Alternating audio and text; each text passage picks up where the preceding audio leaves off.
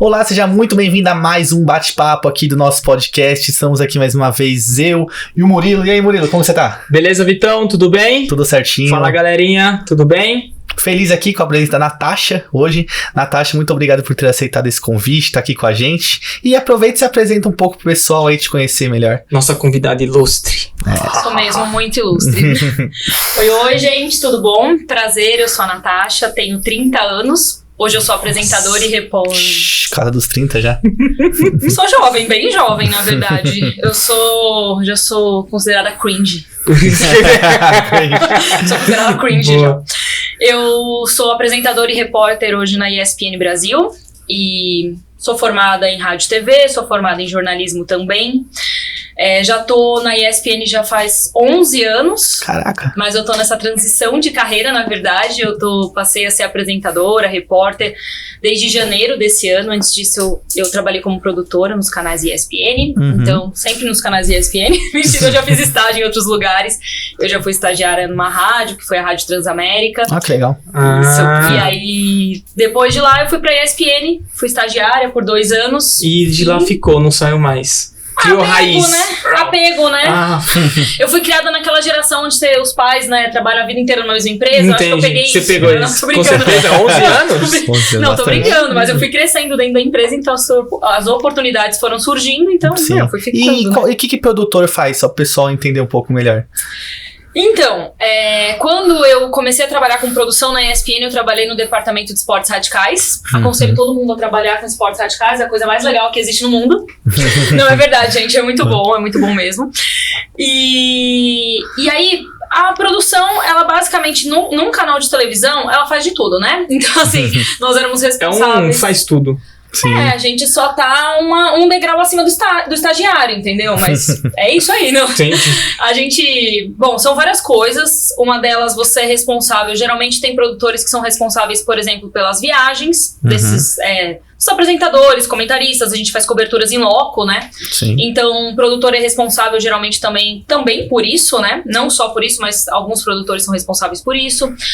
Nós somos responsáveis também por coisas mais técnicas que as pessoas nem imaginam, né? Então, por exemplo... Vou dar um exemplo. Por exemplo. Mas tem que ser um exemplo legal, interessante. Não sei se é legal e interessante, mas eu acho que é algo que as pessoas, elas acabam não imaginando quando elas falam assim, eu vou ser produtora. Que produtor é uma coisa muito ampla, né? Você pode ser muitas coisas dentro de uma produção. Então, assim, vou dar um exemplo que eu fiz muito na minha época de estágio. Era o seguinte, eu recebia todos os programas que vinham da ESPN de fora, né? Então, eu era responsável por coordenar com a equipe de legendagem, que era uma terceirizada.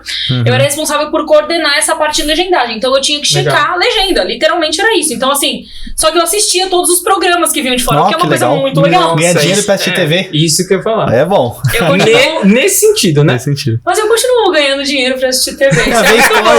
Isso é verdade, isso é verdade. Bom, você também acompanha ela às vezes no Instagram. Sim. Eu vejo, só assistindo esporte. Esporte, que beleza. Aquela agenda que ela coloca de manhã sempre me ajuda muito. Nossa, né? É verdade. Guia. Não, e recentemente eu tô dando dica de filmes, né? Então eu assisto os filmes pra dar dicas. Tipo. Olha só. Entendi. Basicamente, né, bem cringe, uma blockbuster ambulante. Ambulante, né? Total. Mas é isso, assim, produtor, ele também... eu era responsável por sonorizar alguns programas, então mesmo o programa que vem de fora, o apresentador, né, o narrador e comentarista, eles vão narrar em cima de algo que já vem, né, a gente chama enlatado, que já vem pronto, né?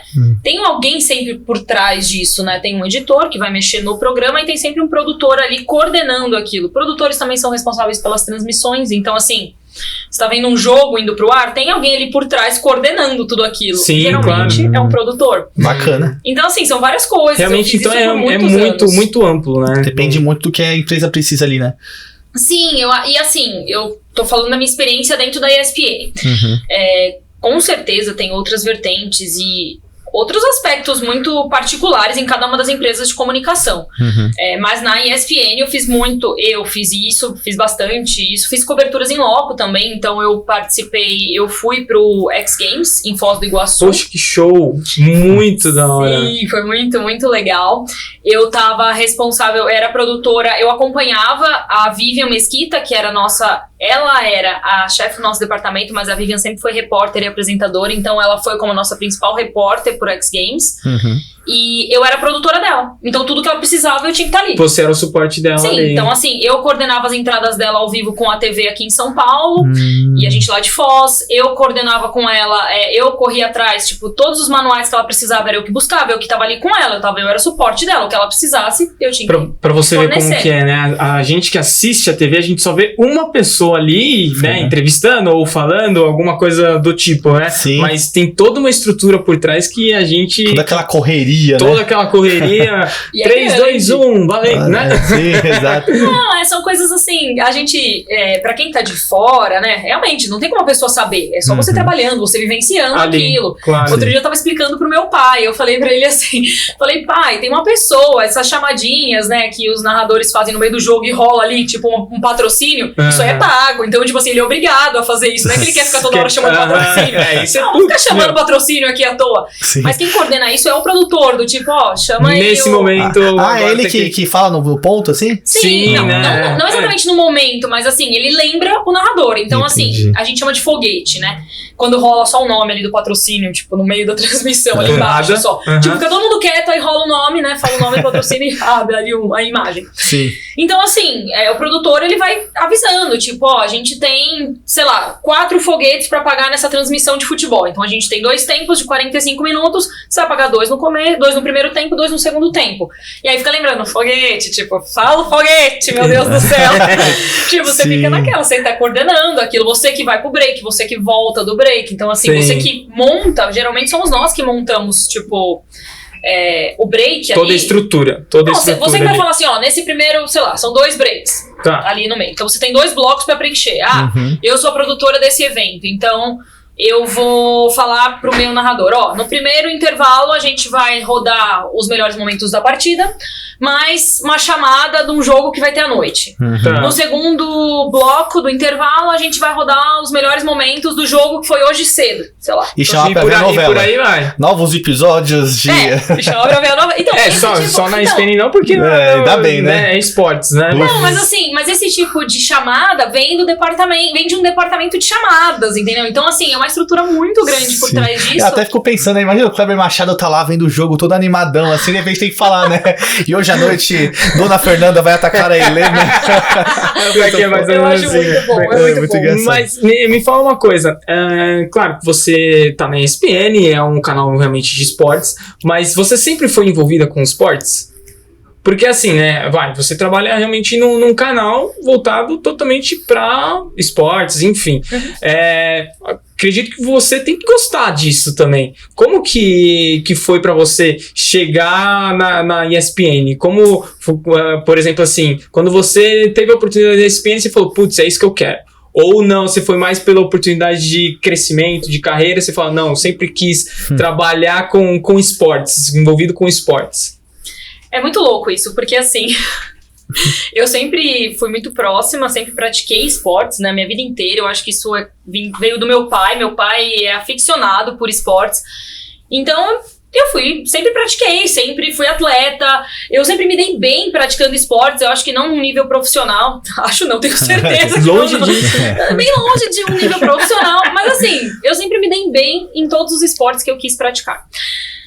Aí, quando eu resolvi fazer faculdade, né, quando eu falei, eu quero fazer algo voltado pra comunicação, isso eu praticava, assim, não mais... Eu cheguei a ser federada em natação, ginástica Legal. olímpica, né, ginástica Caraca. artística, né, mas... Ai, gente, é muito engraçado isso, você fala assim, mas não era aquilo que eu queria, entendeu? E aí, eu na época, eu fazia teatro, e aí eu falei assim, poxa, eu vou fazer o profissionalizante de teatro, ou vou fazer uma outra faculdade. Natasha multifunções, né? Você vê? Gente, eu tenho meu meio do céu em Gêmeos, né? Pra onde a gente tá correndo, Gêmeos gosta de Entendi. muita coisa. Né? Gosta de fazer muita coisa, eu não gosto de fazer a mesma coisa. Por isso que eu falo, eu tô 11 anos na ESPN, mas eu já passei por muita coisa ali dentro. Eu entrei na parte do arquivo, sabe? Depois que eu fui estagiária de produção, enfim, tem toda uma história. Mas assim, eu sempre tive... Desculpa, você foi a menina dos arquivos, então? Sim. Sabe, as meninas do arquivo, né? O que você precisa? Vai lá na menina do arquivo que ela te dá. Mas era tipo isso, mas só que com imagem. Sim. É Nossa, isso achar mesmo. momentos históricos, esse tipo de coisa, assim? Achar Sim, tudo isso VT... Isso, Bacana. eu entrei na ESPN na parte do arquivo, a gente chama de CEDOC, né? Uhum. E eu entrei lá na parte de arquivo, depois que eu fui pra produção, mas meu primeiro ano de estágio foi no arquivo. Que legal. Da hora. E é muito legal, porque você passa por vários departamentos. Enfim, depois eu conto essa história. Mas eu sempre tive um envolvimento muito grande com esportes, muito por causa do meu pai. Quando eu entrei, resolvi fazer rádio e TV, e aí minha mãe já desde o primeiro ano de faculdade, você precisa arrumar um estágio. Minha mãe queria me ver trabalhando. Fora de casa, né? Minha mãe queria me ver trabalhando. Ela falou assim, acabou esse negócio de escola, um esporte ali à tarde, agora você só tem a faculdade, então você trate de fazer alguma coisa, né? Aí, procura estágio, tal, não sei o quê. Fui primeiro pra Transamérica. Isso. Fiquei um período, acho que foi quase um ano na Transamérica.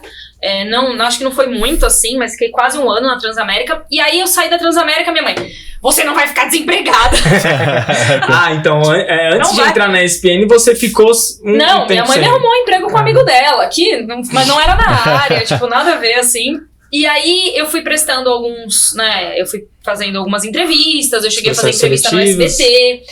E aí apareceu a oportunidade, porque a gente se cadastrava, né? Eu não sei como que é hoje em dia, mas a gente se cadastrava nos sites pra, estágio mesmo e tal. Uhum. E apareceu essa oportunidade. Uma era no SBT e a outra era na ESPN. E eu rezando pra ser na ESPN, porque, gente, o SBT é muito longe. Não que eu não queira um dia trabalhar ou qualquer coisa assim, não tô dispensando trabalho nenhum, mas... Gente, é longe, viu? Onde que é? Não é agora, né? É muito longe.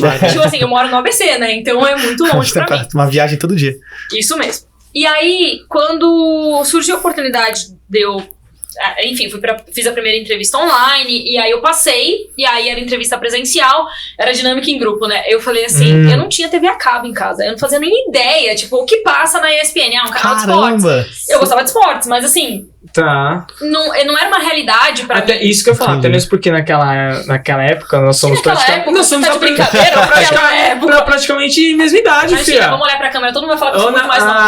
Não, é mesma idade, Sou é mais muito velha mais nova.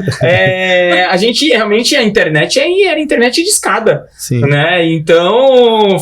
Não, mas espera aí, filha, eu entrei na ESPN em 2011, não era mais internet de escada. Não, 2011 não. Mas eu não tinha TV a cabo. O acesso a TV a cabo era mais... Era na época que a ESPN tinha 2 canais até, era né? mais difícil, realmente. A gente ter o acesso a TV a cabo era mais difícil. Não, a TV a cabo sim, mas a internet não era igual discada hoje. mais não, Murilo, pelo amor de Deus. 2011. Que você fala, parece que eu entrei na ESPN, em 1991. Quase isso, né? Mas ferrado. Quase isso. Mas eu não tinha esse acesso, né, à TV a cabo. Então, assim, a ESPN é um canal de esportes. Aí entrei na internet que não era mais de escada, tá? 2011, pesquisa ainda. E pesquisei, né? Fui entender o que era empresa, né? Porque eu ia pra uma entrevista. Mas sim, claro. E fui pesquisar o que era empresa, fui entender, né? Enfim, fui entender o que era, o que se passava ali e tudo mais. E a ESPN, e aí eu fiz a dinâmica em grupo, eu passei pra outra etapa. Era muitas etapas pra entrar na ESPN. Hoje em dia é mais ainda, mas na época eu já achei, falei, caraca, trouxe 157 etapas. Isso passa pela cabeça da mente, né? Passa. Na última etapa, eu lembro que eu fui de metrô, trem, porque foi lá nas Nações Unidas e tal. E aí eu voltei, eu falei assim, eu acho que deu, hein? Ai, não passei. Não passei. Não acredito. Um monte de fase. Aí a turma entrou em janeiro, aí eu passei na segunda leva, que foi em fevereiro. E aí ficou só eu mais uma menina, tinham 2 vagas, a gente foi chamada de volta. Ela trabalhou um tempo lá também, a gente trabalhou, não juntas, mas ela entrou no departamento, eu em outro. E aí eu fui entender realmente o que era a ESPN. E aí eu tive o meu primeiro contato, assim, de verdade mesmo, com esportes americanos. Que já era uma outra realidade pra mim. Sim. Falei, porque não era uma coisa que eu consumia, entendeu? Eu não consumia isso. Eu pratiquei esportes que não eram esses. E isso que eu ia falar. Não tava no seu dia a dia, né? Sim. Entendeu? E assim... Então, assim, eu fui entender o que era um futebol americano, eu fui entender o que era uma NBA de verdade. Basquete, ok, a gente tem um conceito de basquete que é totalmente uma outra realidade aqui no Brasil. Na sua época era o Oscar, né? Gente, pelo amor de Deus! Galera, vocês estão acabando comigo nesse podcast. Eu quero ir embora, eu vou levantar, eu vou embora. Tchau, não quero mais participar, obrigada. Exagerado. Isso eu também sou. Bem pouco. Só um pouquinho. Mas foi isso, eu comecei a entender mesmo que eram outros esportes, assim, que fugia muito do que meu pai também consumia, né? Aí quando eu entrei, meu pai assinou TV a cabo, né? Minha filha trabalha agora numa empresa de esportes, eu vou assinar essa TV a cabo aqui, pronto. E aí eu comecei a entender mesmo que... E o orgulho do pai, né? E da mãe, que a mãe antes queria que a filha fosse embora de casa pra trabalhar, né? Agora tá na ESPN? Tá na ESPN. Eu sou filha única, lógico que eu sou orgulho do pai e da mãe, né? Mimada, então? Pois é. Mas aí foi isso, foi a partir daí que eu comecei a ter mesmo contato com alguns esportes que eu não tinha, entendeu? E aí fui entender um outro universo, né? Aí ia trabalhar em TV, aí trabalhar com esporte em televisão, né? Televisão. Que é muito louco, assim. Nossa, legal. E nesse período, né, você acabou tendo contato com muita gente, assim, muita gente famosa, muita gente conhecida, tal. E como que é se envolver nesse meio no ponto de vista também da saúde psicológica, vamos colocar assim? É difícil lidar com os egos, engolir sapos e ter que aguentar, ter que entrevistar aquele cara chato, aquele marrento, ou então, sabe, ter o contato com gente que você não gosta. Como que é essa experiência, assim, que muita gente acaba não vendo, né, que o jornalista também acaba tendo que se expor bastante, né?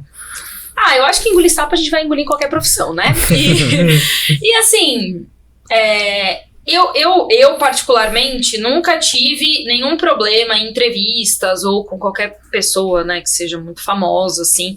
Eu acho que eles já estão extremamente acostumados, né? Quando a gente fala principalmente, assim, de jogador de futebol, e a gente tem principalmente contato com muitos deles quando chega o final do ano, e a gente tem o Bola de Prata, né, que é o programa da ESPN, e a gente recebe eles pro prêmio Bola de Prata. Então, assim, só que eles já estão tão acostumados a esse envolvimento com a mídia que, assim, eu nunca tive nenhuma falta de respeito vindo de jogador, de pessoas, assim, técnico ou qualquer coisa assim. Eu, Natasha, não posso falar por todas as pessoas, né, que trabalham. Eu não estou no dia a dia da reportagem, não estou no dia a dia dos clubes, eu não... Enfim, que talvez possa ser um momento mais estressante pro atleta, né, de alta mental. Às vezes aquele dia a dia, às vezes num jogo, numa partida que não foi muito produtivo, que perdeu, que foi goleado. Eu tava lembrando agora acaba os ânimos sendo um pouco mais exaltados, né? Talvez seja aquele momento que o repórter precisa dar uma engolida de sapo. Né? Realmente. Eu tava lembrando agora do Rogério Ceni ligando no Sport TV, né?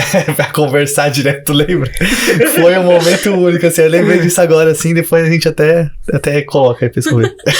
Mas assim, eu acho que... E aí você tem que lembrar que também você, além de tudo ali, você tá lidando com um ser humano. E a exposição dele, ela é muito maior que a sua, né? Então você, como jornalista, o foco é sempre o atleta. Então nós somos jornalistas esportivos. O foco é o atleta. Então ele é foco quando ele ganha, mas ele é foco quando ele perde também. Sim. E a pessoa, você tem que sempre lembrar que é um ser humano ali, entendeu? Então, poxa, você tem que ter também uma sutileza, uma delicadeza pra tratar ali com a pessoa, sabe? Porque, no final das contas, ela vai ter dias bons e dias ruins, como você também vai ter, isso entendeu? É verdade. Então, assim... A diferença é que eles são muito mais expostos do que a gente, né? Sim, eles estão numa exposição constante. Então, assim, em treino, em jogo, nas redes sociais, porque hoje a gente não tem mais nenhuma liberdade, né? Hoje a gente tá exposto em qualquer momento da nossa vida. Não tem.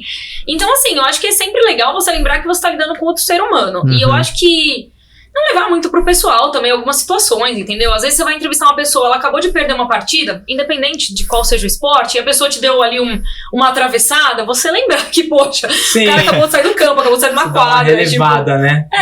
Entendeu? Sim. É óbvio que a gente tá falando aqui de uma atravessada, não uma falta de respeito, isso é uma outra coisa, isso é uma outra questão que eu acho que ninguém tem que ser... ninguém pode ser agressivo com você ou te faltar com respeito, mas fora isso, você tem que entender que outra pessoa é um ser humano. É verdade. E que, poxa, você imagina assim, eu fico pensando, recentemente eu tava entrevistando os atletas olímpicos do skate. E aí, você sentava ali pra conversar com eles e, poxa, tinha dia que o cara, teve um deles falou assim pra mim, eu tô juntando um dia pra fazer todas as minhas entrevistas. Eu falei, tá, legal. Aí você fala assim, imagina quantas pessoas não perguntaram pra esse cara assim, e aí, como que tá a expectativa pra Tóquio? Nossa, é verdade, né? Tipo, por que isso, sabe? O cara vai ser um atleta olímpico e ele vai pra Tóquio, ele passou o dia inteiro sendo entrevistado. E você pode ter certeza que em algum momento todo mundo perguntou pra ele, como está a expectativa pra Tóquio? E ele tem que sorrir e responder como se fosse a primeira vez que ele estivesse te respondendo aquilo, sabe? Então, assim, muitos deles também falaram pra mim que passam, né, com um psicólogo, e não só por por conta da mídia e tal, mas pra lidar com ansiedade, pra lidar com essa... Que tem realmente. Tem que ter. Todos têm, né? Tem que ter. De uma certa forma, né? Sim. E aí, eles falam muito bem do trabalho psicológico em cima do atleta, né? Voltado pro esporte atleta, e alto pro rendimento, esporte. né? Alto rendimento, porque... Sim. E isso é muito legal, porque você começa a ver esse outro lado. Você fala assim, você imagina essa pessoa. Ele tá numa super exposição. E aí, ele precisa ter um rendimento, assim, bom, ótimo, maravilhoso pra ele ser, né? Ou pra ele continuar no patamar que ele já atingiu, ou pra ele ser melhor do que ele já foi um dia. E aí você fica gerando essa expectativa em cima do cara, ou da menina, né? No cara, assim, de modo geral, mas tipo, da pessoa ali. Uhum. E aí você fica lá, tipo, alimentando isso ainda, né? Do tipo, como tá a expectativa? Como que vai ser? Você tá ansioso? Tipo, e a pessoa lidando com a psicóloga, né? Olha, 50 repórteres perguntaram. Ela já tá ansiosa, né? E você fica colocando mais pilha. 50 repórteres perguntaram pra mim hoje se eu estou ansioso, e 50 vezes eu respondi, não, tá tudo bem, mas no fundo... Mas não tá, não tá. Imagina, pô, primeiro Olimpíadas da pessoa, e você acha que eu tô tranquilo? Não, eu tô muito ansioso. Né? Eu quero que chegue logo, eu quero obter o melhor resultado possível, Pois né? é. Porque o atleta realmente, ele é assim, a gente, por exemplo, quando a gente compra uma casa nova, a gente já fica ansioso pra mudar, É mesmo. que é uma coisa, teoricamente, né, uma conquista, tudo bem, mas é uma coisa mais simples. Imagina pra um cara que tá indo pra maior competição, Representar o Brasil. representar a sua nação, Sim. que é uma das maiores competições que tem pro esporte, né? O maior, tirando outros esportes que tem Copa do Mundo, enfim, Sim. essas coisas. Não, a né? Olimpíada, ela é Copa do Mundo, ela é futebol, né? Então, se a gente fala de mundial, esportes no os geral, Olimpíadas é o maior né? evento que existe. A Olimpíada é o maior evento de esportes que existe, né? Porque ela engloba tudo, né? Sim. Então, assim, é muito louco isso. Então, você sempre tem que lembrar que a outra pessoa que tá ali do outro lado, ela também é um ser humano, né? Por, tipo, mais astronômico que seja, né? Quando você vê algumas pessoas, assim, você olha e fala assim... Nossa, eu tô de frente com fulano. Aí você fica tipo assim... Poxa, mas é uma pessoa, né? Ela tem família, ela tem o outro lado dela, ela tem, sabe? E aí também tem aquela questão que, no final das contas, a pessoa vai ficando tão calejada de dar entrevista que às vezes ela nem é mais ela mesma ali, né? Porque Automático, né? Já fica. É tipo um jogador de futebol no intervalo, né? Não, a gente fez um bom primeiro tempo, a gente não acertou muito bem os passes, mas a gente vai falar com o professor aqui pra voltar e fazer a melhor segunda etapa. Claro, é igualzinho. Mas é isso, sabe? É muito engraçado isso. Tipo, o que vocês acham que vocês erraram? É sempre a mesma coisa. Vocês né? acham? Eu errei, ué. Né?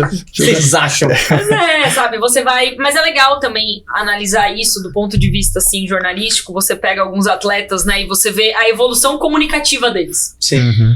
É muito legal ver isso, porque você analisa como foi, por exemplo, o Neymar no começo da carreira e como ele fala hoje quando ele dá entrevistas. Verdade. E aí a opinião de cada um, se ele é bom ou ruim, não. Aí vai realmente. Da opinião de cada um. Mas o que eu quero dizer assim, o que era o Neymar quando começou, quando era o Neymar já Santos, assim, né? Eu digo assim, mas mais adulto, né? Uhum. Não o Neymar pequenininho que, né, começou a ser destaque e entrevistaram ali na quadra da escola. Não isso, mas o Neymar já no Santos, mais velho, né? Já saindo das categorias de base. E aí o Neymar hoje, né? Um jogador já formado. Tipo, você já vê que a pessoa já tá meio que acostumada com aquilo. Totalmente diferente. Outra pessoa que mudou também um pouco sua característica é legal de ver, tipo, Medina, que é amigo do Neymar. Mas assim... Mas é uma outra pessoa dando isso que entrevista, você fala, que né? falou é realmente, porque principalmente, a gente tá falando agora do Neymar e tal, porque voltando pro futebol. Bom, eu sempre joguei futebol também, fui federado e tal, joguei várias vezes contra o Neymar, umas 3, 4 vezes contra o Santos. E eu lembro, assim, que quando a gente tinha uns... Chique, ele... joguei umas 3, 4 vezes contra o Neymar, Santos, lógico, que certeza que eu perdi deu todas. umas nele, né? Eu perdi todas. Não, porque ele jogava no ataque, eu era meio atacante. Ah, né? Com certeza ele deve ter levado... Você era o quê? Você era meia? Eu era meia, eu jogava na Portuguesa, na Lusa. Não falo antigo porque ainda existe, né? Mas a Lusa nos tempos bons. Sim. Né? E aí, 16, né? Que eu tava falando 16, 17 anos, não, um pouco ainda, 15, 16, vai. Faz tempo, né, Murilo? Não. Foi outra. A mídia em cima dele, com 15, 16 anos, já era muito pesada. Caraca. Então, você imagina para um moleque de 15, 16 anos hoje ter uma mídia tão forte. Falar, aquele ali é o Neymar. O empresário dele é o Wagner Ribeiro. Ele é o cotado para ser o próximo Robinho. Né? Porque, né? Então, realmente, essa evolução, essa blindagem que os jogadores, os atletas, no modo em si, têm, realmente precisa ter esse acompanhamento de perto, porque de um psicólogo, de um trabalho conjunto, porque senão, a criança enlouquece. Eu lembrei agora pensei em 2 atletas, né, agora, o Ronaldo também, no fim da carreira, ele já tava, você vê que ele falava e dava uma pausa, ele pensava o que ele ia falar, porque ele sabia que qualquer coisa que ele dizia seria usado contra ele no tribunal, né, nos jornais, então ele falava sempre muito bem calmo, pausado. Outra pessoa que também mudou muito foi o Federer, né, no tênis. No começo de carreira ele estourava a raquete, ele era cabeludo, ele era todo nervoso, explodia. Aí foi passando 2006 ali, que ele foi se tornando o Federer. Nossa, ele se tornou um gentleman, né? Se tornou uma pessoa ali fina. Então ele mudou muito. Eu acho que ele percebeu também que o destaque que ele tinha, o posicionamento dele como o atleta no tênis, requeria também um pouco mais de cuidado, né, com a imagem, com a forma como ele se comunicava, né? É que você também começa a levar em consideração que eles foram ficando mais expostos, né, os atletas no modo geral. E aí, a responsabilidade também foi aumentando. Se você parar pra pensar... com certeza. Eles passaram a ser... Eles já eram exemplos, mas eles passaram a ser pessoas que influenciam outras pessoas. E não só no aspecto atleta, mas no aspecto pessoal também. Então, assim, quando você fala de mudança de comportamento, eles entendem que qualquer deslize que eles tiverem, aquilo vai ser repercutido, tipo assim, de uma forma astronômica. Muito grande. Então, eles têm que ter esse cuidado com a imagem deles. Não tô falando que todos tenham esse cuidado, mas eles precisam ter essa preocupação e esse cuidado com a imagem, né? O atleta precisa disso, porque ele não é mais só o atleta dentro de quadra, dentro de campo, ou, sei lá, surfando uma onda. Não, ele é aquela pessoa que vai influenciar aquele menininho, aquela menininha de tipo 6, 7, 8 anos de idade, até com o que ele faz nas redes sociais dele na hora que ele tá na casa dele, entendeu? Então, assim, e outra, você ganha maturidade também, né? Início de carreira e mais metade, fim de carreira, você começa a entender outras coisas, né? Mas acho que pra todo mundo é isso, sabe? Você tem muitas falhas, todo mundo erra, só que quando você é um atleta e você tá em exposição e você erra, mesmo sendo o início da sua carreira, você vai ser julgado, você vai ser criticado, você vai ser exposto em relação a isso. Sim. Então, assim, e a gente tá falando de falhas e erros pequenos, né? Não tô falando de coisas que realmente levam você a tribunais, nada disso, porque isso realmente não é nenhum erro, isso daí são condenações e tudo mais. Mas, assim, são coisas que eles vão lidando, como a gente vai lidando também, porque, por exemplo, a gente também não era tão exposto, assim, jornalista não era tão exposto, assim, também, e hoje a gente é. Então, assim, qualquer coisa que acontece, você já tá ali nos trend topics do Twitter, então... isso é verdade. Isso, vira e mexe, você vê nome de jornalista ali, entendeu? E por alguma coisa que ele falou quando ele tava na televisão, foi por alguma coisa que ele falou quando ele tava num podcast, foi por alguma coisa... Então, assim, você tem que tomar cuidado, porque a sua imagem é tudo que te envolve, entendeu? Que envolve a sua profissão, sabe? Você é contratado pra ser um comentarista, por exemplo. Você vai falar bem, vai falar mal de tudo ali que for proposto pra você. Você vai dar a sua opinião, você é um comentarista. E aí você vai encontrar pessoas que concordam com você e pessoas que não concordam. E aí quando se junta, a maioria não concorda. Vixe, Maria. Então, assim, você tem que ter esse cuidado. É óbvio que deslizes vão acontecer. De novo, nós somos seres humanos. Só que hoje, o mundo digital, ele já não permite você ser um ser humano. Então, quando você erra, meu amigo, você erra mesmo, entendeu? Então, você vai lá pra baixo, entendeu? Mas as pessoas, elas estão um pouco mais intolerantes com isso. A gente tem que tomar esse cuidado mesmo, porque realmente você vai ser rechaçado ali, sabe? Você vai ser escorraçado. E tem que tomar cuidado com o que você fala, como você se posiciona. E as coisas que você tá falando também. Sempre tem que ter esse cuidado, até pra não ofender ninguém. Mas você tem que tomar cuidado em dobro hoje em dia, né? Pra tudo que você vai falar. Legal. Bom, mas me fala uma coisa. É uma curiosidade minha agora. Eu sei que você já falou um pouquinho aí de tudo, das suas experiências, mas me conta como foi entrevistar o Gabriel Medina. É bem legal, porque o Medina... Porque, assim, ele parece ser muito introvertido, assim, né? Ser um cara tranquilão, na dele. Você não... Bom, pelo menos a gente não vê ele muito em polêmicas, né? Ele é um cara... Parece ser um pouco um cara mais tranquilão. Como que é? Pelo menos parece, tá? Que recentemente tem muita polêmica envolvendo ele, né? Mas... recentemente sim, mas eu digo no modo geral, parece ser um cara mais tranquilo. Como foi entrevistar ele? Fala um pouquinho pra gente. Então, a primeira vez que eu tive contato, que eu vi o Gabriel Medina, foi em 2012, se eu não me engano.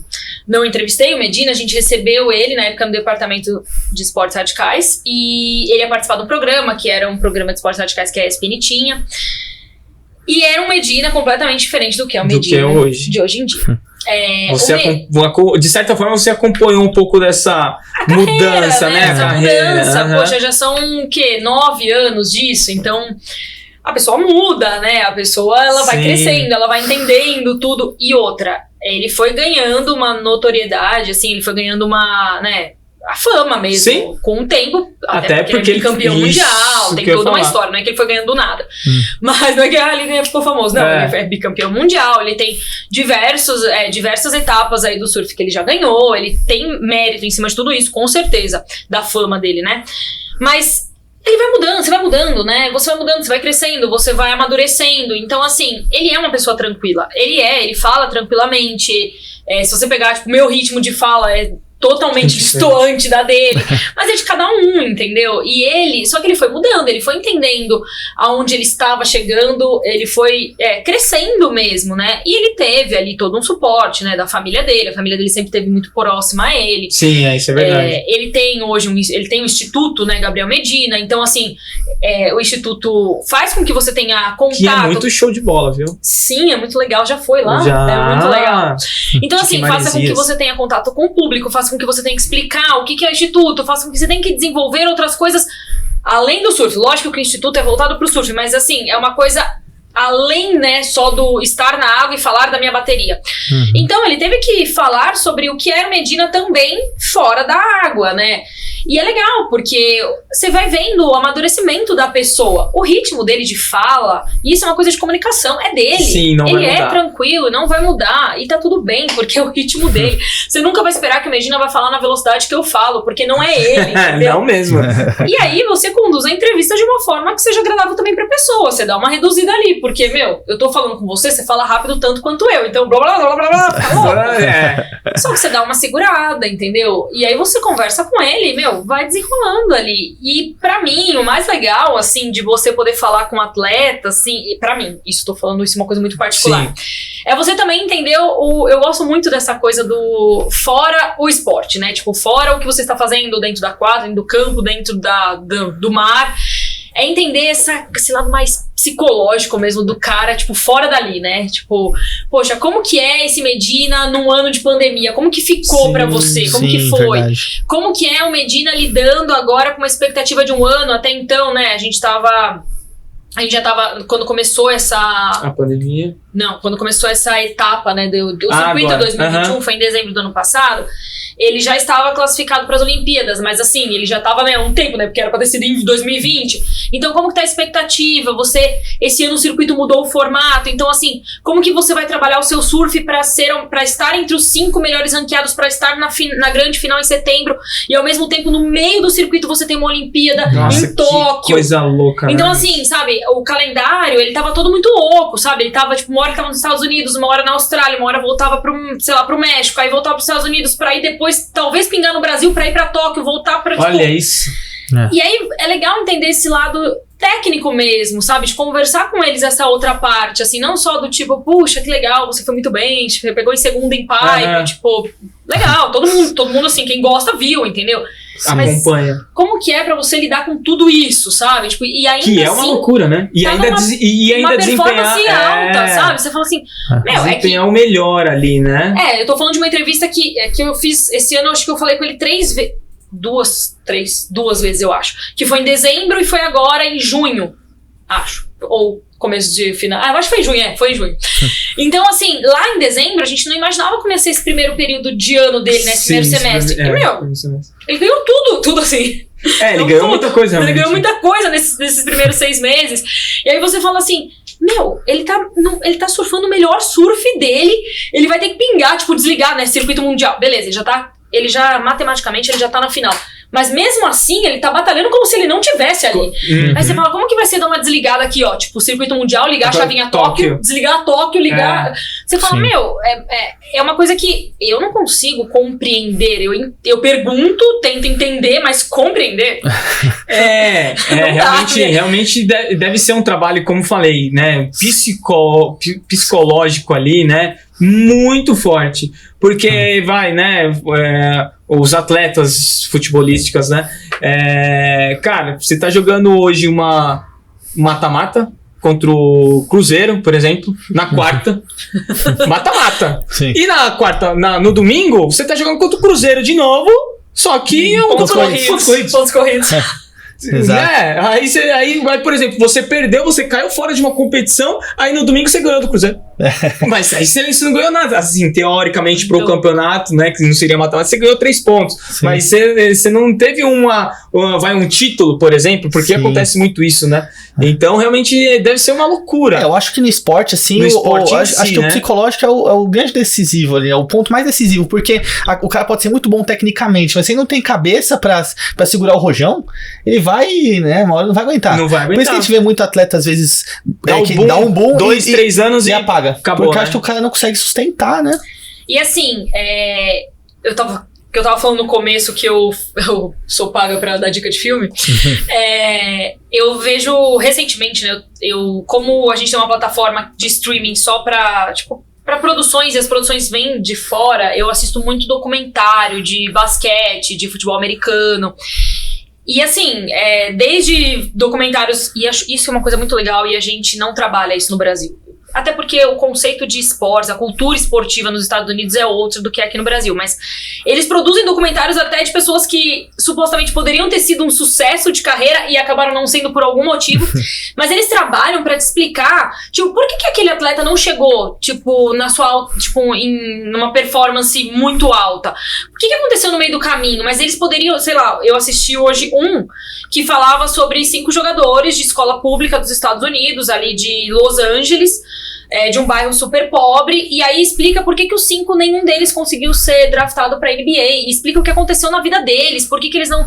Sei lá, e é legal, assim, de você assistir, até porque teve um outro que eu assisti também, que fala de um atleta, e não era sobre ele só o documentário, era de um time e tal, mas falava de um atleta e ele erra, sei lá, 2 lances livres, ou na partida ele teve uma chance de ter mais de 2, 3 lances, sei lá quantos lances livres ele teve na partida, e ele errou todos. Cara, ele nunca mais quis fazer um lance livre, nunca mais, tipo, ele não quis mais na carreira dele. Aí você fala, cara, o que aconteceu? É tipo um burnout, sabe? Tipo, ele desligou. E você fala, ele era um ótimo jogador, ele passou a ser razoável. E você fala, meu Deus do céu. Porque todo mundo caiu matando em cima dele. Era uma chance de campeonato, não foi qualquer jogo, não era uma coisa tão simples assim. Mas pra ele, tipo assim, a gente não ganhou esse campeonato porque eu errei os lances livres. Hoje, comentando isso, realmente, nessa última fase da NBA, realmente teve do time da NBA, esqueci o nome agora, me fugiu, o do Ben Simmons. Cara, ele teve o pior aproveitamento de lances livres da história da NBA em playoffs. Aí você fala, pô, imagina você, um atleta, né, um atleta de alto rendimento, tem um recorde desse no NBA, que é o esporte, a liga mais forte, né, a liga mais forte, né, o mais pelo menos mais conhecida do mundo, né, ter esse recorde. Sim. Imagina, pra esse cara, na próxima temporada, todo mundo, cara, vai ficar ali em cima dele. Quantos que ele errou, quantos que ele acertou. E matéria em cima de matéria em cima dele. Não, e tem atletas que são lembrados. Tem um do futebol americano. Gente, é que eu sou muito ruim de nome, tá? Desculpa. Eu sou muito ruim de nome, meu Deus. Tem atletas, tipo, teve um documentário que eu assisti também, era futebol americano. Ele erra um field goal, né, que é o chute. Ele erra... E ele é reconhecido até hoje pelo cara que errou o lance final daquela partida. E você fala assim, sabe? Fica marcado, né? Fica muito entendeu? marcado. A não ser que você faça uma coisa muito astronômica depois disso, você acaba ficando marcado por esse erro seu, sabe? Sim, e pior que a gente lembra muito mais, né? Por exemplo, se a gente vai lembrar de 82, às vezes vem na cabeça Cerezo, né? Que errou aquele passe e deu pra Itália o gol. Aí você vai lembrar 94, você lembra do pênalti do Baggio, né? Que chutou pra fora. Então a gente, do Mundial de 2000. De 98, não, de 98, do Ronaldo. do acontecimento lá que ele teve antes do... As memórias negativas elas são muito mais fortes, né? Elas perduram mais, né? Sim. Memórias negativas perduram mais. Ponto Figueirense. Essa dói. Mas assim, é muito louco isso. Aí você tem que ter uma cabeça muito boa pra voltar, né? Tipo, pra falar assim, não, beleza. O próximo eu vou desempenhar o melhor. Aconteceu, mas assim... Puta, e aí, o que eu vou fazer pra, né... É muito difícil, realmente. Pra voltar, entendeu? Eu não sei se vocês já viram, né, quando... Vocês tiveram a oportunidade de ver, mas quando o Jordan para e volta... Não. E ele volta com a camisa... Ele volta com outro número de camisa. E aí, todo mundo fica... E assim, vamos lá. A gente tá falando de um atleta que é um outro nível de atleta. Aí ele para de jogar pra jogar beisebol... Aí. Que loucura. Que assim, né? Tipo, aí você fala assim, o cara é tão bom que ele pode fazer o que ele quiser, né? Tipo assim, o que ele quiser ele pode fazer. De alto rendimento, né? Então assim, ele para de jogar basquete, aí ele vai jogar beisebol, aí ele volta pro basquete. Óbvio que ele não volta no nível que ele jogava, até porque, ele tá mais velho, 2, ele tinha parado, né? Então assim, e fala no documentário, né? E no documentário dele fala assim, poxa, o treinamento que você tem pra jogar beisebol é treinamento que você tem pra jogar basquete é outro. Totalmente. O condicionamento e o preparo é totalmente diferente. É totalmente diferente. Então, assim, ele não voltou com o condicionamento de um atleta pra jogar basquete. Ele voltou com o condicionamento de um cara com condicionamento físico, mas de um cara que tava jogando beisebol. E aí ele volta e ele tá com outro número de camisa. E aí, você vê notícia nos jornais, enfim... Em todos os lugares saíram notícias sobre isso. Todo mundo falando assim, não é mais o mesmo. Não é mais o mesmo, não sei o que, fala do número da camisa, não sei o que, nananana. Aí chega um jogador num jogo pra ele e fala assim, você não é mais, não sei o que, e alopra ele por causa do número da camisa. Tipo, zoa ele do número da camisa, né? Na outro jogo ele volta com o número antigo e joga, tipo assim, um puta jogo. Aí você fala assim, meu Deus do céu, isso daí era numerologia, não é possível. É culpa do número. Mas aí que tá, eu acho que aí você entra num gatilho emocional, um gatilho psicológico dele, do tipo assim, eu fui provocado, então tá bom. Tem gente que funciona assim, mas tem gente que não, tem gente que cai. Vai muita personalidade, né? Tem gente que funciona nesses gatilhos assim, de tipo assim, quanto mais eu te provocar, mais eu sei que você vai pra cima. Tipo, todo mundo falava, não provoca o cara, não fala nada pro cara, porque se você falar alguma coisa, ele vai voltar 3 vezes pior do que ele já é. E pô, se o Jordan volta 3 vezes pior do que ele já é. Nossa, imagina. Então, assim, existem esses gatilhos psicológicos no atleta que alguns têm, outros não têm. E, puta, é difícil essa persistência, né? Você fala, poxa. Nós 3 aqui, o Murilo então nem treina, né? Nunca vi. Nunca vi. É lenda. Ela é lenda. Tipo, nunca vi treinar. Mas, poxa, você imagina, tipo, num outro nível. Gente, é porque ela sofre muito nos treinos, entendeu? E ela fica falando dos treino muito, é porque eu treino pesado. Super. Viu? Ele falou, ele falou, nem foi irônico aquelas. Mas assim, se pra gente que, treina porque quer, né? Tipo, a gente paga pra isso, a gente fala assim, eu fui atrás disso. Tem dia que você acorda e fala, puta, não quero. Tipo, poxa... a persistência, sabe? É um negócio que você tem que trabalhar e, às vezes falha. Você imagina, óbvio que o atleta é muito mais apaixonado por aquilo do que você que só pratica por, sei lá, por causa de saúde ou qualquer coisa assim. Mas você imagina, tem dia que o cara também não quer levantar. Tem dia que o cara também tá cansado, sabe? E imagina esse trabalho também psicológico ali todo dia. Tipo, eu quero ser o melhor, eu quero ser o melhor. E tipo, todo dia ali. O Tom Brady, ele fala muito disso, né? Porque ele começou a ficar velho pra caramba e começou a ficar meio, né, velho. Aí sem mobilidade. Aí ele justamente... começou a ficar meio Murilo. Nossa. Tá acabando comigo aqui, gente. Aí foi justamente isso. Ele começou a trabalhar mais mobilidade, então ele acordava mais cedo pra fazer aqueles exercícios de mobilidade com a mãozinha. Aí fazia alongamento. Ele começou a se dedicar ao dobro à medida que ele foi ficando mais velho, porque justamente que ele queria manter o alto nível, né? Então ele viu que tava ficando ali, tá ficando meio ruim, ele começou a energia, na verdade, né? ali então, ele se reinventou, não precisa provar nada. Totalmente. Não precisa provar nada. De onde sai essa chama, né? De com 40 anos tá lá fazendo exercício de mobilidade pra continuar jogando. Então, aí é uma coisa muito louca, né? Eu tava falando com o skatista Felipe Gustavo.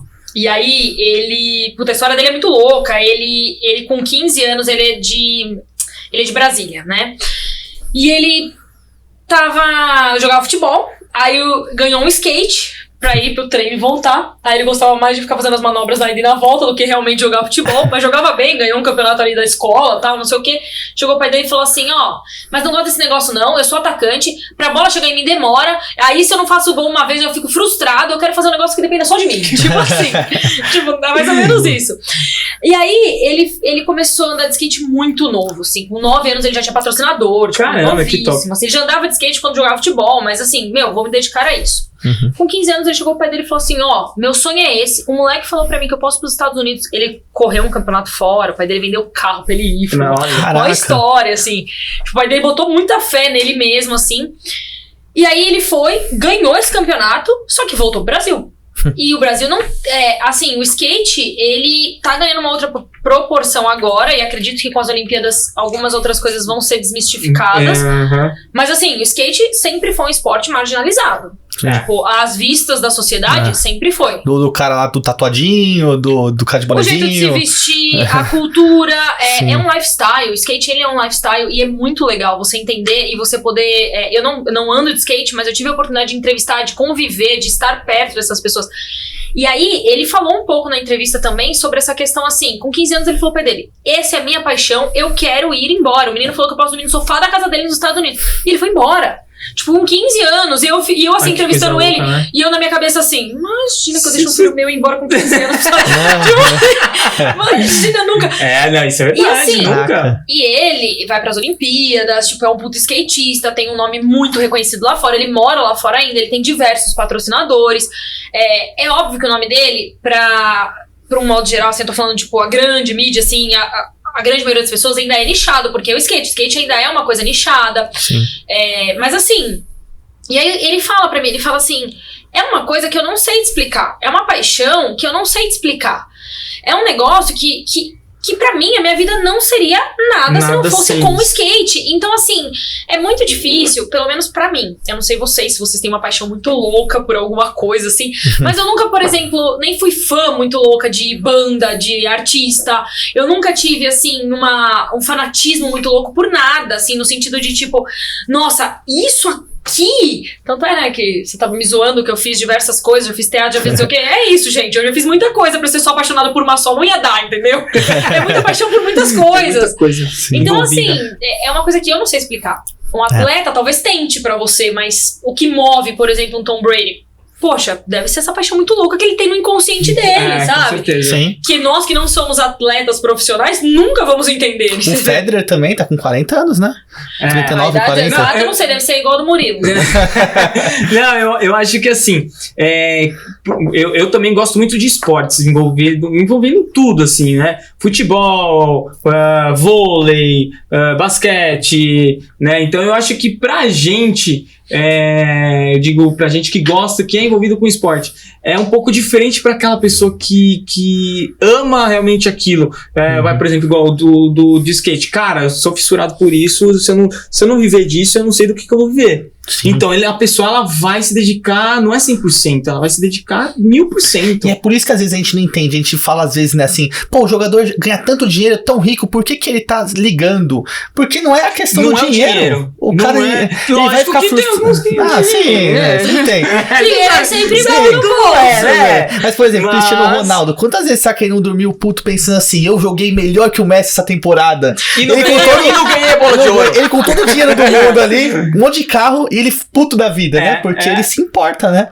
Mas assim, é óbvio que o dinheiro importa, mas quando você pega, por exemplo, um atleta como o Cristiano Ronaldo, você percebe que é mais do que muito, isso, assim... muito mais do que só paixão também. Não, é muito louco, assim, você vê a dedicação da pessoa, você fala assim, não é normal. Mostrou uma foto da Eurocopa, acho que da primeira Eurocopa que ele participou, talvez 2004, acho, alguma coisa assim. Contra a Grécia? Contra a Grécia. Mostrou uma foto dele lá sem camiseta, e mostrou uma foto dele sem camiseta nessa Eurocopa. Tá mais forte, mais condicionado que hoje. Não, assim... Que naquela época. Do que naquela época. Se você colocar proporcionalmente, mesmo como se não for mais forte, né? Você fala, putz, cara, um cara de quase tá com 35 anos ali, nesse alto de padrão de rendimento, né? Você fala, o que é? É dedicação, é o que gosta realmente de fazer. Mas treina todos os dias. Todo dia. E tipo, se não é que ele tem assim um domingo, não, porque ele tá jogando, né? Tipo assim. Mas assim, é um negócio. Ele treina todo dia. O Phelps falava isso. O Phelps falava que ele nadava todos os dias durante 8 horas por dia. Ele disse que não comemorou Natal até ele conseguir atingir o primeiro objetivo dele, que eu não lembro qual que era. Mas depois aí ele deu uma leve afrouxada. Mas ele fala todo dia, 8 horas por dia nadando. Imagina. 8 horas, peixinho ali, ó. Você imagina quando tá enrugada a mão dele. Não, mas então assim, é o tipo de paixão que eu não consigo entender. Porque quando você fala assim, você vai ter que passar. Eu já fui nadadora, né? Então você fala assim, você tem que passar 8 horas hoje em dia, nadando. 8 horas nadando. Todo dia. Não, mas querido, não vai dar, entendeu? Não é pra mim. Então, assim, é isso. Mas aí agora eu te falo assim: você vai ter que passar 1 hora nadando, 2 horas treinando, 2 horas jogando uma bola. Tá bom, beleza, porque você tem essa... Você gosta do esporte, você gosta de praticar. Você muda, você pratica. Alto rendimento. Não, em alto rendimento, perfeito, né? Sim, e até fazendo um link agora, e pra você, Natasha, qual que é a sua... as suas aspirações, assim, o que te move igual move o Cristiano Ronaldo? Porque assim, que você quer chegar? Depois de 11 anos, né? De ESPN, a gente chega uma hora que você fala, putz, já cheguei, não sei se já, né, mas já cheguei talvez no máximo ali onde que eu poderia chegar. Agora, será que eu continuo aqui? Será que eu vou pra outro lugar? Será que eu vi um jornalista falando, ele falou que o sonho dele, né, se ele pudesse voltar um tempo, né, o sonho dele seria narrar a final da Copa de 70. Ele falou que, né, então acho que todo mundo tem um sonho, né, qual que é o seu sonho? Que profundo, né, gente? Como eu falei, eu gosto de muita coisa, né? Eu quero muita coisa. Meu sonho é fazer gastronomia. Aquela dona B, né? Eu sou jornalista e tal, mas o meu sonho é fazer comida. Não, gente, isso aí não é meu sonho, com certeza, porque eu cozinho muito mal. Mas, nossa, cozinho muito mal. Mas eu acho que que nem eu tinha falado, eu tô 11 anos na ESPN, eu passei por vários momentos dentro da ESPN, né? Eu nunca fiquei mais de 3 anos e meio na mesma função dentro da ESPN, né? Então, assim, eu entrei na parte de arquivo, eu fiquei 1 ano, aí eu fiquei 1 ano e meio, se eu não me engano, como produtora no departamento de esportes radicais. Aí eu mudei pra redação geral, porque antigamente isso era separado. E aí na redação geral eu mexi com coisas que não tem muito a ver com o que eu já fazia. Então eu passei a montar uma parte de organização e estrutura de coordenação mesmo assim, dos locais onde eram finalizados os eventos. São coisas que você vai aprendendo, né? Você vai aprendendo e você vai identificando aquilo. Mais do que o que eu quero ali, cravar alguma coisa, tipo, é isso que eu quero pra minha carreira, ponto, fim, acabou, é ali que eu vou parar. Eu acho que eu passei por um processo de entender, tipo assim, o que eu não quero mais pra minha carreira. Então, assim, eu fiz diversos cursos, sabe? Assim, eu fiz curso de edição, gente, não dá pra mim. É muito tempo editando a mesma coisa, muito detalhe, eu quero tudo rápido, né? Tudo eu quero rápido. É verdade. Então, assim, fiz curso de edição, já fiz curso de fotografia, eu fui entendendo ao longo, acho que, da minha carreira, o que eu não queria e eu sou uma pessoa muito inquieta, então assim, eu fui... Com certeza. Dá pra ver? Dá pra perceber? Vocês estão filmando, gente? Tudo bom? Aquelas que não sabiam, né? Tudo bom com vocês aí? E aí, assim, eu fui percebendo ao longo da minha carreira aonde eu talvez não queria mais estar, onde eu já tinha enxergado que eu tava estagnada e pra onde eu queria, tipo, eu quero talvez ir pra lá, eu quero talvez ir pra cá. Tanto é que eu fiz uma outra faculdade, né? Então eu terminei rádio e TV e eu falei, putz, não sei se é produção que eu quero pro resto da minha vida. Porque é isso, né? Quando você fala assim, qual que é seu sonho, talvez de carreira? Eu fico muito louca, assim. Não louca com a pessoa que me perguntou, mas louca comigo mesma. Tipo, eu fico assim, mas só uma coisa? Tipo, eu tenho que falar só só um sonho, só. Não dá pra ser de vários, né? Porque eu gosto de muita coisa, eu ainda quero experimentar muita coisa. Mas hoje, eu posso te falar que ter passado por produção, ter feito outros cursos que me abriram os olhos pra coisas que eu não quero, eu consigo enxergar que... Então, em janeiro, né, eu recebi essa oportunidade da ESPN mesmo, de poder fazer essa transição, de deixar de ser produtora, que eu fui até dezembro. Eu tava conciliando um pouco ainda os dois, com poucas coisas ainda, fazendo poucas coisas, mas na parte, tipo, na frente das câmeras e tal. E aí, a gente conversou, tava no momento ali também de fusão da ESPN com a Fox e tal.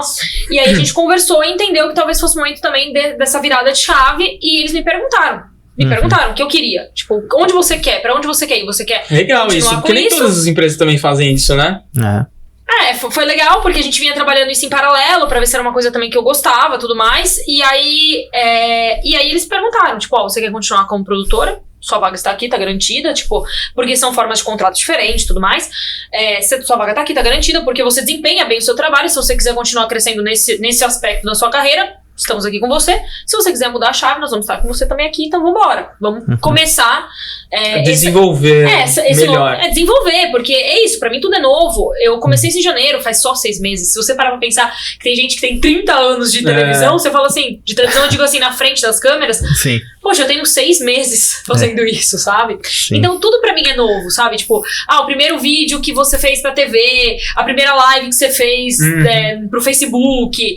Então tudo pra mim é uma novidade, tudo pra mim é um aprendizado, sabe? Esse tempo atrás eu tava trabalhando... Uma coisa que a gente não imagina, mas é esse trabalho de voz mesmo, sabe? De você sentar com a fono e ela falar pra você assim, vamos tentar trabalhar seu off, né? Que é só quando não aparece a sua imagem ali e você fala, nossa, eu sou um terror fazendo isso. Cara, então assim, hoje, o meu sonho hoje, Natasha, né, de julho de 2021, é continuar construindo essa carreira como apresentadora. Que legal. Se você me perguntar daqui a um ano, talvez seja outro, entendeu? Porque eu sou muito, metamorfose ambulante. Total, né? É isso, importante. sabe? Mas hoje eu não gosto de ficar estagnada, eu gosto de aprender, eu gosto de mudar, eu gosto de entender que eu tô em movimento, sabe? Que eu tô sempre crescendo em algum aspecto. Eu não tô falando crescimento de carreira no sentido, quero ser chefe, até porque eu não quero. Não quero ser chefe de ninguém. Mas assim, eu não tô falando de um crescimento, né? Que nem todo mundo fala, crescimento vertical, né? Tipo, de carreira, virar diretor e tal, não sei o quê. Tem pessoas que almejam isso, não é o que eu quero, mas eu digo um crescimento mesmo como pessoa e desenvolver em cima daquilo que eu tô trabalhando. Quando aquilo pra mim for o suficiente, eu falar assim, poxa, chegamos onde eu queria chegar e eu acho que daqui eu não vou tirar mais nada, talvez eu queira mudar, entendeu? Talvez ali em dezembro foi realmente uma oportunidade pra você, talvez... virar um pouco a chavinha, né? Pra dar talvez mais um gás ali, realmente, agora eu acho que é uma coisa nova, então vamos lá, vamos trabalhar, vamos pra cima, vamos fazer, porque também dá uma injeção de ânimo quando você tá fazendo uma coisa durante 3 anos, 4 anos, não sei quanto tempo, e aí a empresa te dá essa oportunidade, cara, vamos fazer isso, vamos virar um pouco a chavinha, você tem potencial pra isso, você topa, aí também vai de você, né? Querer sair um pouco da sua zona de conforto, né? E explorar talvez algo que você não esperava explorar antes, né? Pra você dar realmente essa injeção aí de ânimo, né? Isso é legal. É bacana, assim, eu tô aprendendo muita coisa nova, sabe? Esses dias a gente tá trabalhando e, é muito louco isso, né? Porque rola uma certa... Tem coisas que você... Como é novo, você vai errar, você vai falhar, você vai enxergar coisas ali que você vai bater a cabeça, você vai falar assim, eu nunca vou ser boa nisso, sabe? Tem coisas que eu olho e falo assim, ai meu Deus do céu, que frustrante fazer isso, sabe? Como deve ter em todo emprego, né? Como deve não, como tem em todo emprego. Sim. E aí eu venho trabalhando com a fono já faz mais de 2 meses, gente. Trabalho de voz pra off, tipo, e é uma coisa muito difícil, sabe? Muito difícil. Porque eu falei pra ela, eu sou extremamente expressiva, então quando você fala assim, sério? Você precisa... Ninguém tá vendo, gente. Eu sou tímida, discreta, né? Então assim, quando você tá olhando pra câmera, você tá mostrando o seu rosto, você consegue expressar se você tá feliz, triste e tal, não sei o quê. Quando você tá só colocando sua voz naquilo, é muito louco, assim, você escuta só a sua voz, você fala assim, ai meu Deus do céu, era pra eu estar feliz, mas parece que eu tô querendo matar a pessoa no off. Então assim, faz 2 meses que a gente vem trabalhando isso, e uma coisa que é muito legal, eu gravei agora 4 offs pra 4 matérias especiais que a gente tá trabalhando também faz 2 meses. E aí hoje foi a segunda, né, pro ar, e eu já liguei pro meu pai, pode assistir aí porque vai rolar minha matéria. Fala minha voz aí. Fala minha voz, vai, fica assistindo aí. E é legal, e aí eu assisti a primeira com ela na semana passada, com a fono, né. Puta, ela me elogiou, até chorei. Porque era uma coisa, isso. Cara, é tão muito difícil pra você, né? Porque foi sair da sua zona de conforto. E aí, quando ela falou pra mim, ela falou, ficou muito legal o seu off, não sei o que, da primeira matéria. Ela falou assim, me arrepiei. Porque quando você conta uma história só com a voz, tipo, imagina você contando uma história pra uma criança. Você faz a voz, né? Tipo, sim, você inventa a vozinha, não que você vai inventar no jornalismo, mas assim, você passa emoção pra criança, pra que ela entenda que talvez ela precise ter medo naquela parte da história, que ela precisa estar alegre na outra parte. Então assim, você faz isso com uma criança. Você tem que fazer isso no jornalismo quando você tá gravando off, pra que a pessoa que esteja em casa, ela sinta a emoção daquilo que você tá passando pra ela. E aí, cara, não é fácil fazer isso. E aí, quando ela falou pra mim assim, me arrepiei escutando seu off por causa da matéria, da história da menina, não sei o que, não sei o que lá. Comecei a chorar. Falei, nossa, eu nem acredito, meu Deus. Porque, poxa, é uma etapa ali pra mim. Sim. Não que seja ótimo, maravilhoso, mas, poxa, foi mais um degrau aqui, hein? Sim. Aí é legal, sabe?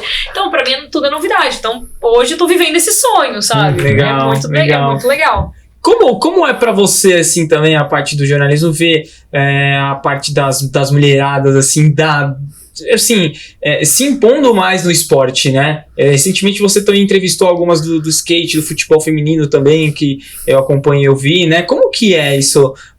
Porque cada vez mais as mulheres, que isso é muito bom pro esporte. O machismo, né, também. Sim, claro, com certeza, né? E vem sendo, né? Não é só enfrentando, né? E vem sendo, rompendo barreiras, né? Várias televisões aí tanto no esporte, tanto no próprio jornalismo, né? Sim, ambos, né? Eu lembro que antigamente, assim...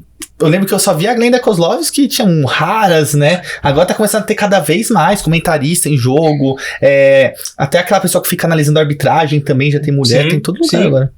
Conta pra gente aí. É um espaço que a gente vem ocupando, que já deveria há muito tempo, né? Com certeza, já há muito sido tempo. Ocupado. Eu acho que na parte do jornalismo esportivo, méritos, nós temos que bater palmas para Ana Thaís Matos. É uma grande amiga minha, além de ser uma grande amiga minha, ela é uma ótima jornalista, e a Ana, ela enfrentou muita coisa pra estar onde tá. Hoje ela é comentarista da Globo. E a Ana, ela mostrou e abriu muitas portas, assim. Eu acho que... Porque o que acontece? Ela já era jornalista em rádio, a gente tem um volume maior de mulheres sendo jornalistas em rádio. Sim. É óbvio que cresceu com o tempo também, mas assim, diferente da televisão, que é uma coisa muito recente mesmo. E digo, nessa parte principalmente de comentários. Quando você fala de apresentação, no jornalismo esportivo também cresceu mais, mas a apresentação de um modo geral no jornalismo, a mulher sempre esteve presente, né? Até porque sempre tem ali uma dupla e tal. Mas no jornalismo esportivo, eu acho que quando a gente fala de TV aberta e a gente fala de futebol, que é uma coisa... o brasileiro, ele vive o futebol, né? O esporte que o brasileiro mais sente, mais tem emoção, mais sente ódio, amor, paixão, qualquer coisa é no futebol.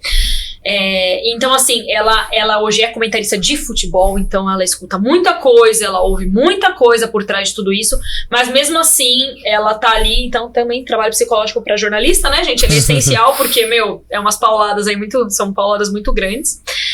Mas eu enxergo isso como uma coisa ótima, né? Até porque, né? Sou jornalista esportiva. Aquelas. Não, mas eu enxergo isso como uma coisa ótima. Já era um espaço que já deveria ter sido ocupado pelas mulheres e respeitado, né? Porque isso eu acho que é o mais importante. É esse entendimento de que nós estamos ali, a gente sabe do que a gente está falando. Culturalmente, a gente sabe que o brasileiro, e aí não só, né, no jornalismo esportivo, mas culturalmente nós somos um país machista, ainda somos um país machista. Sim. A gente tá realmente galgando para que isso não aconteça, mas assim, isso daí vai levar muitos anos. Sim, a gente é cultural, é uma coisa cultural, é ruim, claro que é ruim, mas a gente tá buscando o nosso espaço e a gente vai enfrentar isso, porque hoje é muito bom que a gente tenha a oportunidade de ter espaço para expressar a nossa opinião.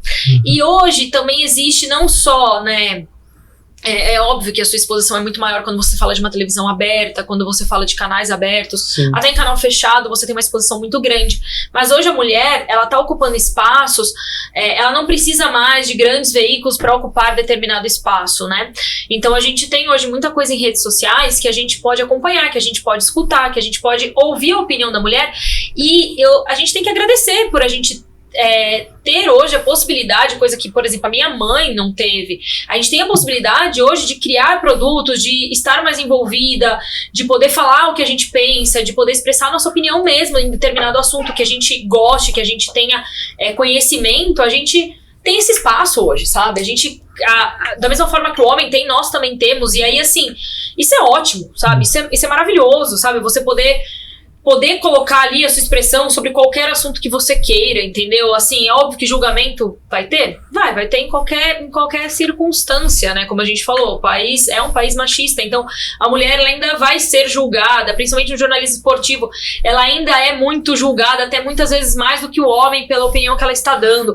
Mas nós, e aí quando você encontra, né, tipo uma parceira, quando você encontra alguém que, poxa, tá ali com você, quando você encontra alguém que tá na mesma luta que a sua, você encontra força ali também, entendeu? Então, assim, é muito bom você não estar sozinha lutando contra essa força, talvez, às vezes, contrária, né? De que, tipo, você não tem credibilidade, você não tem propriedade pra falar sobre isso, quem você pensa que você é pra falar sobre futebol, quem você pensa que você é pra falar sobre futebol masculino. Gente, essa é a pior parte, porque, assim, poxa, por que vai lá comentar futebol feminino, tipo, denegrindo ainda o esporte feminino, o que é pior ainda, porque são duas ofensas, né? Você denegrir o esporte feminino e a mulher que está ali dando a opinião dela sobre, por exemplo, o futebol masculino. E sim, eu tenho total capacidade, da mesma forma que o homem tem total capacidade de falar sobre o futebol feminino, entendeu?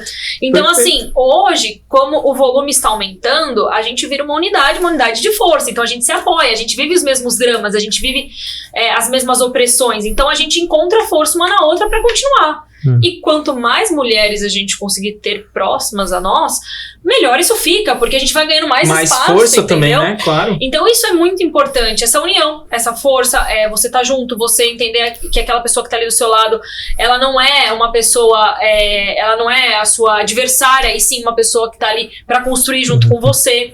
Eu acho que isso é muito importante, sabe? É legal você também ir desmistificando isso no seu ambiente de trabalho, porque muitas vezes você vai escutar, porque eu já escutei isso, sabe? Do tipo assim, ai, nossa, eu não vejo a hora de... quero fazer um quadro, você e a Mari tretando. A Mari é uma apresentadora da ESPN.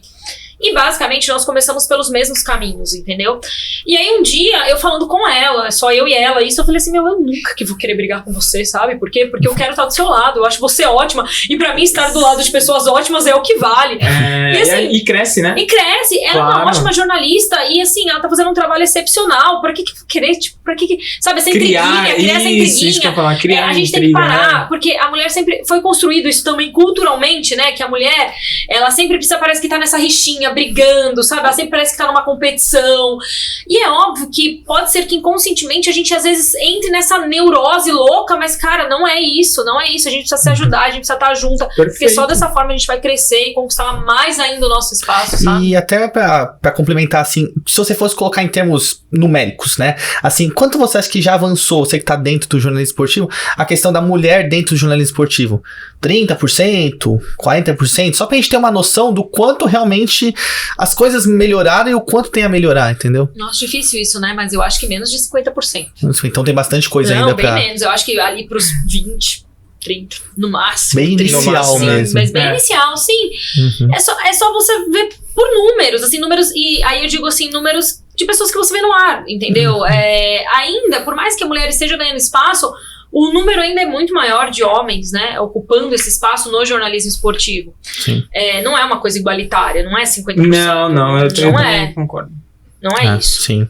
Então, aí, pra gente ir finalizando, uma inspiração sua... Respira, isso. Uma inspiração sua no jornalismo, na comunicação no geral, e uma inspiração sua no esporte. Nossa... Eu fiz essa pergunta pra atleta essa semana. Olha mas é só uma, tá? Uma de cada. Inspiração minha no não esporte. vale várias. De Murilo. Mentira. Olha só. Deixa eu paparicar pra ver se ele pega leve comigo nos treinos. Achei que ia ganhar uma moral, mas... Pois é. Camisa autografada, não né? É você. Não é você. Uma inspiração no jornalismo. Eu vou falar o nome de outro. Já falei de uma, né? Que é um exemplo, que é a Ana Thaís. Então vou falar de outra. Pra mim, a Nathalie Gedra, que é a nossa correspondente em Londres, repórter. Sim. Eu acho a Nathalie sensacional, assim, como repórter. Ela é uma ótima profissional, ela é incrível, assim. Pra mim, ela é incrível. Você já conheceu ela pessoalmente, assim? Sim, Nathalie é minha amiga também, né? Nathalie é minha amiga também. Mas assim, não a parte, tipo, tanto o pessoal dela é incrível também, mas eu digo assim, como profissional, ela é ótima. Então, ela pra mim é um exemplo mesmo, como... Já falei isso pra ela, toda vez que me perguntam isso, eu falo o nome dela, ela fala, Nathalie, mas né? Ela não gosta, ela fica assim, ai, Natasha, cara, porque ela fica tímida, né? Vamos mandar pra ela o vídeo. Não, ela fica toda tímida, assim, e eu sempre falo o nome dela, porque eu acho ela realmente uma ótima profissional. E no esporte... Ai, são muitos, né? Que difícil. Só vale um, já falei. Inspiração no esporte. Aquelas, não vou falar nenhum, porque né, eu sou zero esporte. Aquelas assim, eu não pratico nada, eu só trabalho, mas pratico nada, sabe? Poxa. Nossa, tá difícil isso pra mim, hein? Vou falar de uma que a gente tava falando agora, que eu acho que ela deveria ser uma inspiração pra todo mundo, que é a Serena Williams. Pra mim é uma inspiração de dedicação e persistência muito grande, assim. É. Ainda mais depois que foi mãe. Isso, por muitos anos, né? Nossa, Não, sim. por muitos anos depois que foi mãe, sabe? Então, assim, é você olhar pra uma mulher e falar assim, poxa, ela tinha uma performance antes, ela tem uma depois, e não é demérito algum a performance que ela tem agora, porque ela ainda é num nível surreal, mas é óbvio que o corpo da mulher muda quando ela é mãe, mas mesmo assim ela ainda joga em alta performance. Ela ganhou um Grand Slam grávida, né? Tipo, tem isso também. Não ganhou depois que teve filha, mas assim, ainda assim é uma atleta excepcional. Então eu acho que quando você fala, tipo, você olha e fala assim, poxa, que exemplo, sabe? De mulher mesmo. Então, Sim. eu vou falar Serena Williams. Ela no auge é imbatível. Ela é imbatível. Nossa. Ela no auge Ah, eu foi acho ela demais, incrível. realmente. As roupas dela são incríveis também. Aquelas, Verdade. aquela jeito numa parte bem chula, né? Tipo, bem. As roupas dela. Muito Não, bem, é isso aí, galera. Essa foi a nossa entrevistada de hoje, a Natasha. Muito obrigado, Natasha. Imagina, muito bom, foi obrigada a bem vocês. rico, né? Bem legal. Nossa. Um conteúdo muito legal. Parabéns pela sua trajetória e que Isso. continue aí conquistando muitas coisas. Muitas coisas no aleatórias. jornalismo, né? Não, também, né? Jornalismo. Muito louca. Qualquer hora vai estar apresentando, né? Vai estar lá. Você é um ridículo. Nossa, isso aí seria plágio, hein? Já tem o bordão dela. Plágio do Rômulo, hein? Meninos, muito obrigada, foi um prazer. Valeu. Prazer E o foi pessoal, todo como nosso. te acompanha? No Instagram? Todos os arroba Natasha Davi. O Davi é com D mudo no final, então é tipo David, Nossa, é muito né? difícil, gente. Não, é tipo David, mas é que fala Natasha Davi, Davi. né? Eu falo Natasha Davi, sei lá. Minha família, algumas Natasha falam David. diferente. Mas todos os arrobas, Não é unânime. Twitter. Não, a família é meio difícil isso aí. Mas no Twitter, no Instagram, é tudo arroba Natasha Davi, fiquem à vontade. Estou por lá, às vezes eu apareço, mas mais o meu cachorro do que eu. Isso é verdade. Conteúdos muito bons, viu? Com ela. Show de bola. Muito obrigada. Valeu, gente. Valeu, gente. Obrigada. Valeu, Até a próxima. pessoal. Tchau, tchau. Tchau.